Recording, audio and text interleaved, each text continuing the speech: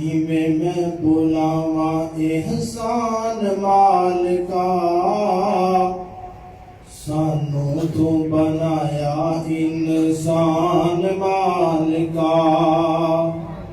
कि मैं बुलावा एहसान मालिका, सानू तू बनाया इंसान मालिका।